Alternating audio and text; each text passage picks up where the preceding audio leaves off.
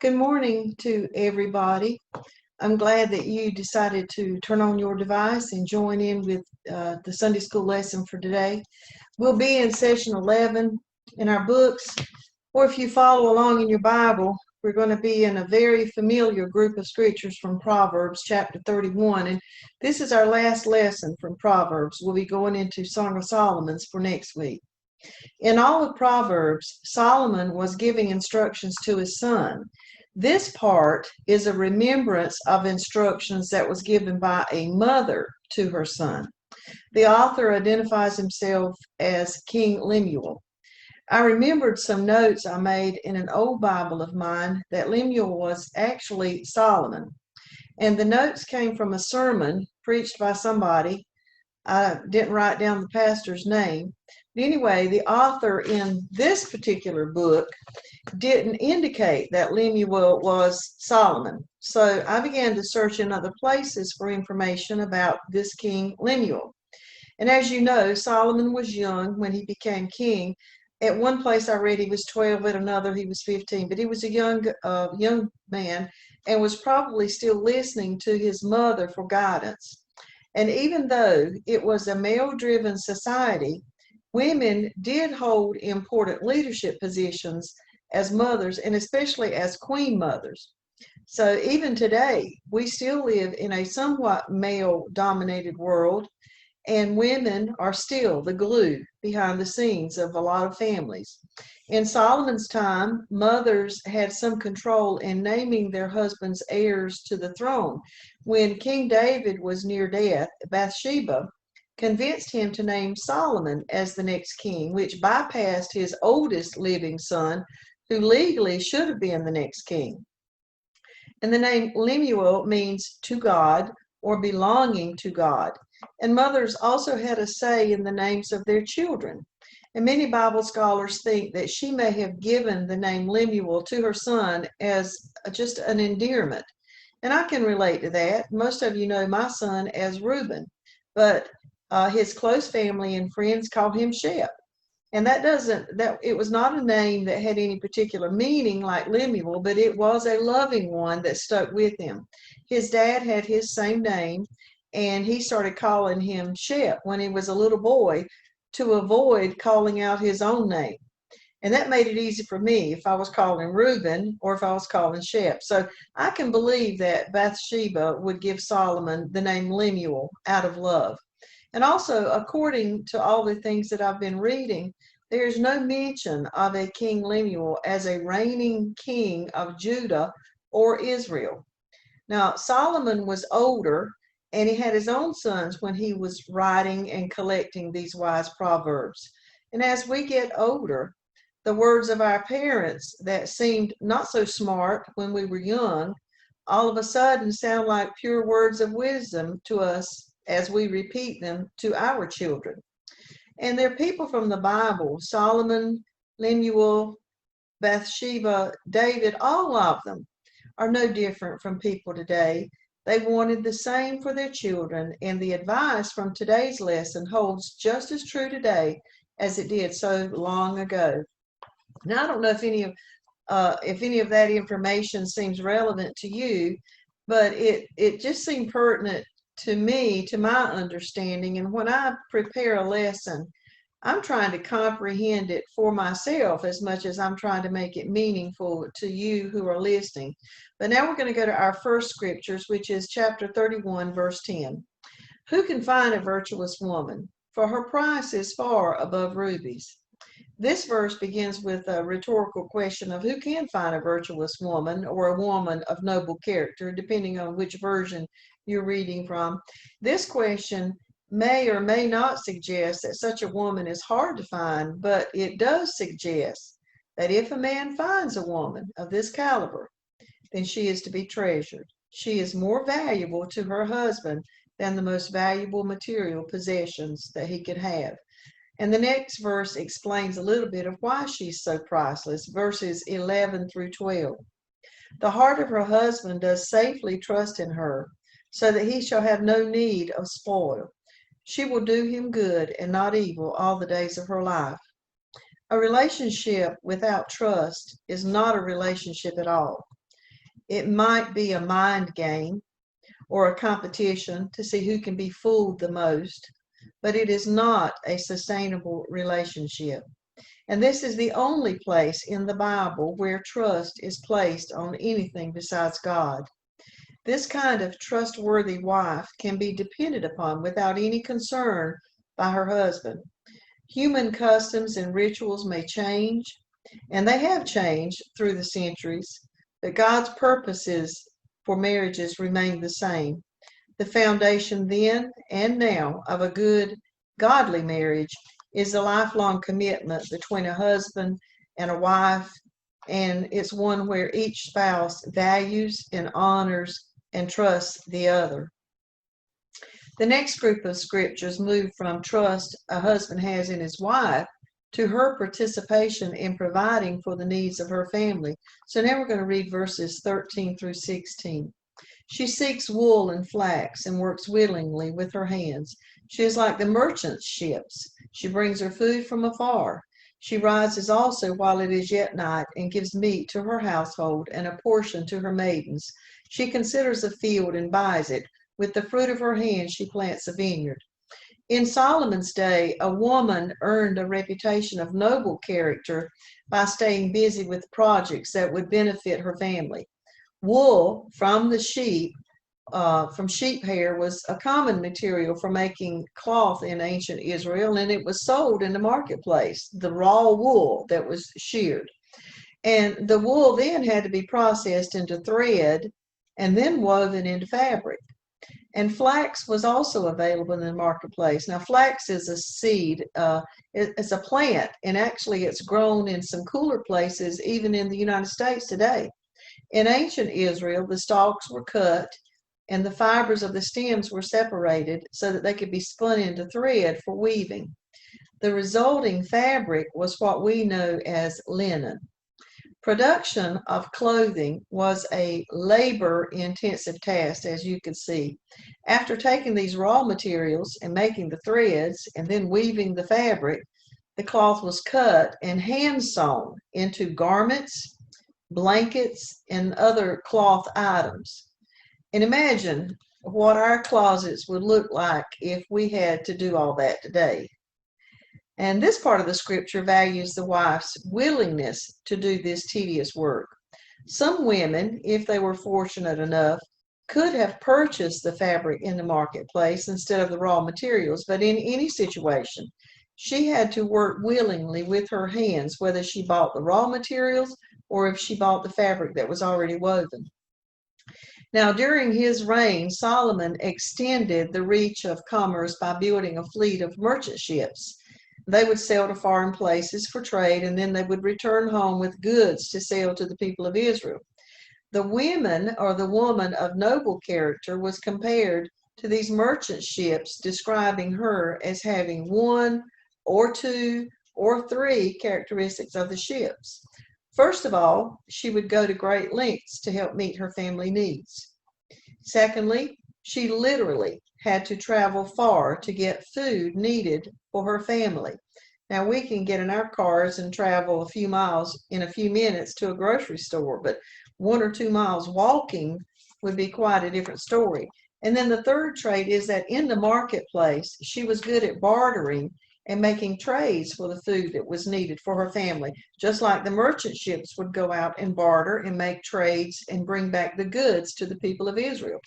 She did not display any sign of laziness. She was up early to make sure all the family and the others who might have been the household, the maid, the servants, they were ready for the day and that their needs were met.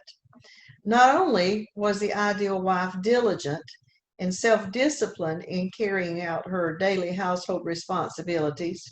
Remember, I think it was last week when we talked about discipline, that sometimes it's self-discipline, sometimes discipline comes from an outside source. She was self-disciplined, and she also had organizational and business sense, and it extended beyond the home. By Solomon's time, women were given the right to purchase and sell property or land. And if a property or a piece of land was placed on the market, she wouldn't just buy it up. She would research and weigh out the potential of the field against the cost, and also against her family's financial situation. All of these examples are to say that to her husband, she plays many roles and is a wise helper in all of those roles and in many directions.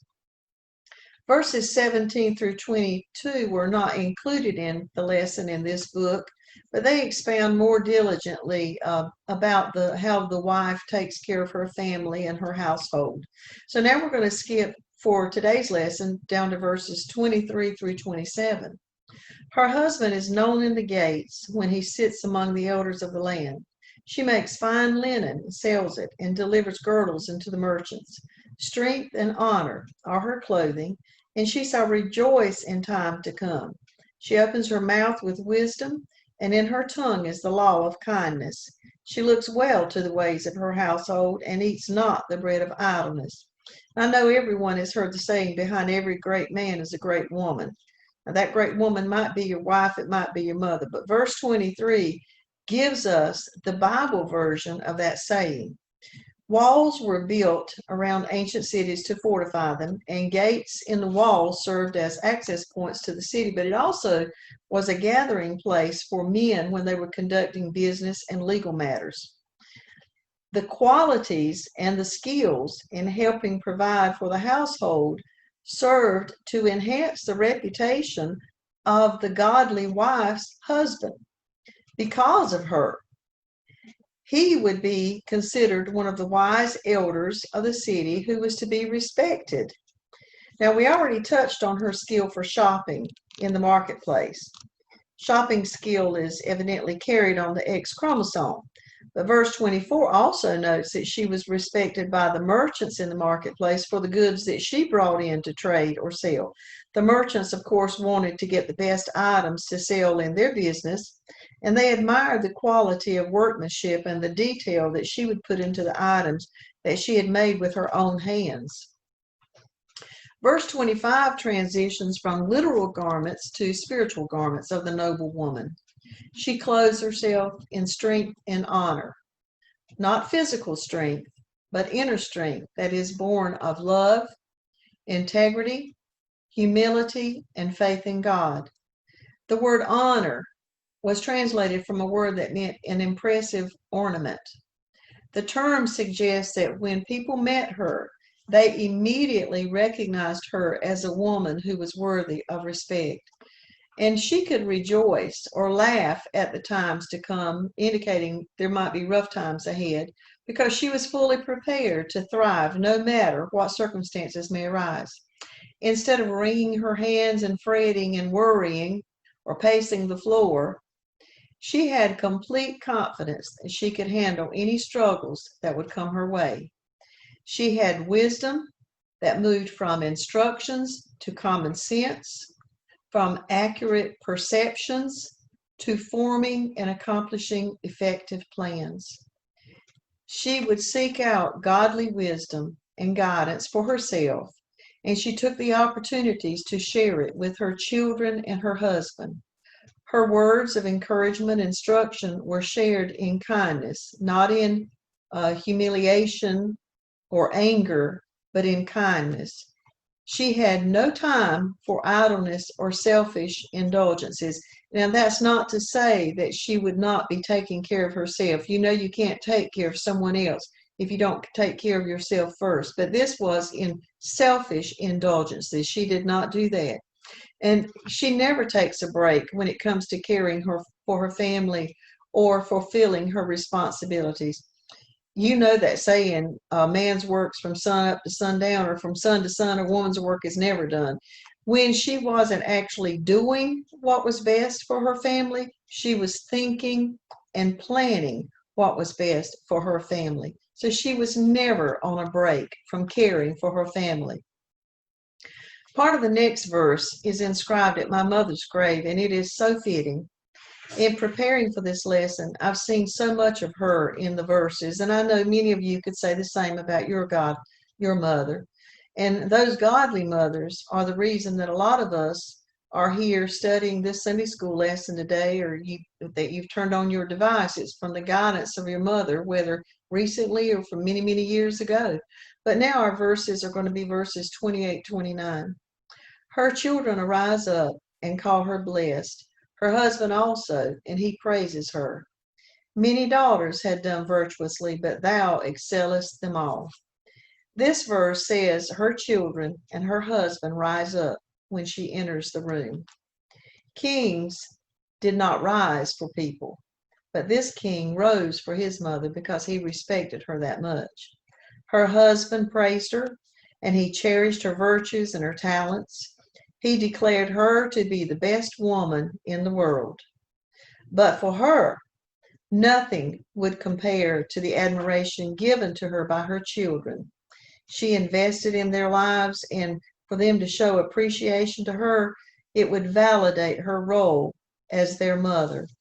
Now we're going to finish up with verses 30 and 31.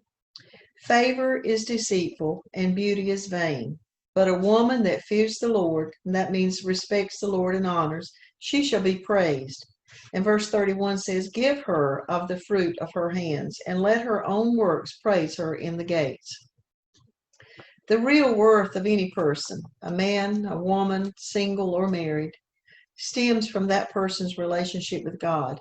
All throughout Proverbs, it's been noted that our relationship with God shapes and molds our relationships with other people. A wife can have external attributes, beauty and charm, but as hard as we might fight it, and as many creams as we may try, age takes over our outward appearance, and beauty is proven to be only skin deep. A woman is prettiest on the outside when her beauty comes from within, from a pretty heart. And that kind of beauty never fades. The years does not hurt it. And a charmer can display pleasantries in public, but that can be abusive at home with their families.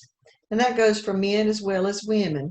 A few weeks ago, some scriptures reminded us that our spouses and our families should be the first recipients of our right relationship with God. They're the ones that should know first that we're in a right relationship with God because of how we treat them in our homes and in private. And finally, a noble wife's family should demonstrate their appreciation for such an exemplary, godly woman. She rightly deserves recognition and appreciation, even from those civic leaders that gathered at the city gates with her husband. It's evident that a godly woman works and is not lazy, whether she works inside the home, outside the home, or caring for others. The godly woman is industrious, and she honors God in her attitudes and actions. And what we all need to realize is that someone is always watching. And we need to ask ourselves this question: will that person watching you see a model for godly living in your marriage, as you interact with your children or your grandchildren, or in your relationships with others outside the family? I want to thank you for joining today. I really appreciate that some of you continue to join in every Sunday. And let's all keep our children and teachers at the forefront of our prayers as they start a new and different school year. Also, we're doing ourselves an injustice if we don't pray for our country's leadership. And I'm talking about the local leadership all the way up as far and beyond as far as you can name. And let's all try to stay safe and help keep each other safe. I plan to be back next week, and I hope you will too. Thank you once again for joining in.